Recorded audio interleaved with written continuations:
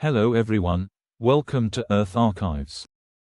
Please take a moment to subscribe, like, comment, and share, and don't forget to hit the notification bell. Thank you. Today's topic is the history of artificial intelligence development. Since 2022, the hottest topic in the tech world has undoubtedly been the emergence of various artificial intelligence applications. Not only can AI write papers and create illustrations, but it can also help you produce simple videos. It has even threatened Google's search domain. No one can claim they're irreplaceable, right? However, the actual development history of artificial intelligence, or AI, is relatively short, just over a single human lifetime. But the concept of AI in human imagination stretches back much further than you might think. Today, let's take a look at a brief history of artificial intelligence. To begin, we must go back to Greek mythology. According to the story, the fire god Hephaestus, with the help of the one-eyed giants, created Talos, a bronze giant who guarded the island of Crete. Talos would throw massive rocks at invading ships and circled the island 3 times every day. This is probably the earliest example of imagined artificial intelligence. In Ovid's Metamorphoses, Pygmalion, who was disgusted by women, asks the goddess Venus to create a woman for him just like a statue. As he wished, the statue came to life. This animated sculpture also represents an early imagining of artificial intelligence. In the 19th century, the concept of artificial humans and thinking machines quickly developed in the works of novelists, such as Mary Shelley's Frankenstein and Carol Capick's R.U.R. Rossum's Universal Robots. These ideas would later become common elements in science fiction. By the early 20th century, science fiction, like the Tin Man in The Wizard of Oz, became familiar to us.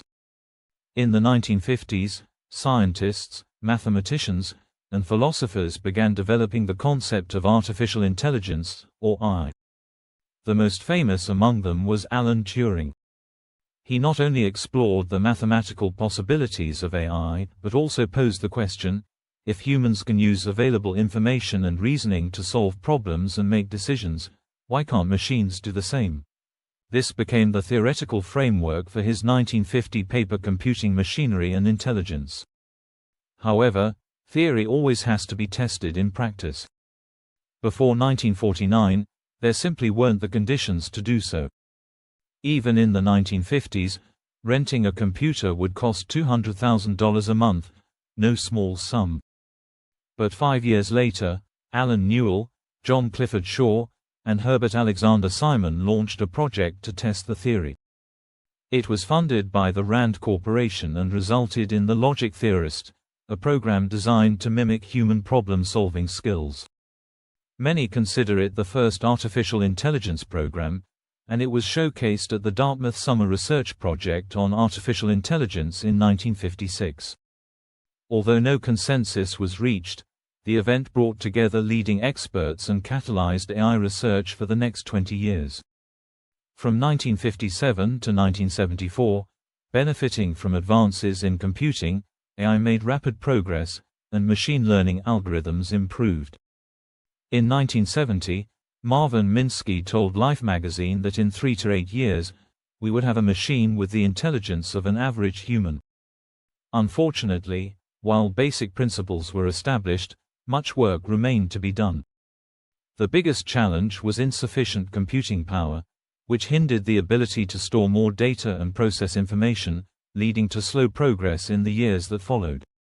In the 1980s, thanks to expanded algorithmic tools and increased research funding, deep learning techniques developed by John Hopfield and David Rumelhart enabled computers to learn from experience. As part of the 5th-generation computer project, the Japanese government heavily funded expert systems and other AI-related work during this period, FGCP. From 1982 to 1990, $400 million was invested with the goal of revolutionizing computer processing, implementing logical programming, and improving AI. Although most of the objectives were not met, AI gradually faded from the spotlight, indirectly stimulating further developments in the next generation. From 1990 to 2000, AI continued to progress without government funding or a major media-driven push. For instance, in 1997, world chess champion Garry Kasparov was defeated by IBM's Deep Blue, a chess-playing computer program. This marked the first time a machine defeated a human champion, and it generated major media attention at the time. The further development of artificial intelligence is largely attributed to the rapid progress in computing performance, especially considering Moore's law, which predicts that computer memory and speed will double every year. This has enabled computers to not only catch up, but also, in many cases, exceed the practical demands, which was key to Deep Blue's victory over humans. So, what does the future of AI look like? For instance, imagine a conversation with a Japanese friend where neither of us speaks the other's language. With real-time translation, this becomes a non-issue. Tesla's still developing autonomous driving system may evolve into a much more mature technology, one that could be present in our everyday lives in the near future. However, some scholars, including the late renowned theoretical physicist Stephen Hawking, have warned about the existential threats posed by overdeveloped AI. For instance, Stuart Russell, a professor at the University of California, Berkeley, points out in his book Human Compatible, AI and the Problem of Control that the threat does not stem from robots gaining self-awareness and rising up against their human masters. Instead, the risk lies in these robots becoming highly capable, where human oversight might cause them to pursue incorrect objectives, potentially leading to our destruction. According to Professor Russell, this is the real danger we should be concerned about, not the kind of scenario depicted in Hollywood blockbusters, where AI gains autonomy and turns against humanity. What we should be worried about is not consciousness, but competence, he argues. As for how to prevent this, Russell suggests that we need to completely overhaul the foundational approach to creating AI systems. For instance, instead of programming fixed goals into robots, AI systems should be designed in a way that they don't know their objectives in advance.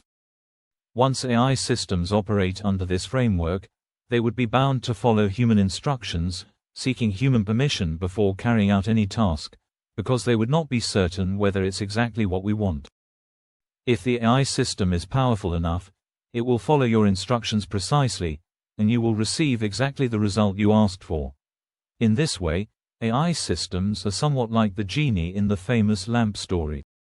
You rub the lamp, and the genie emerges. You tell the genie, "Do this for me." However, because we cannot always be certain about exactly what we want, the outcome could result in a robot attempting to fulfill the wrong command, ultimately becoming an enemy to humanity, an enemy far more powerful than ourselves.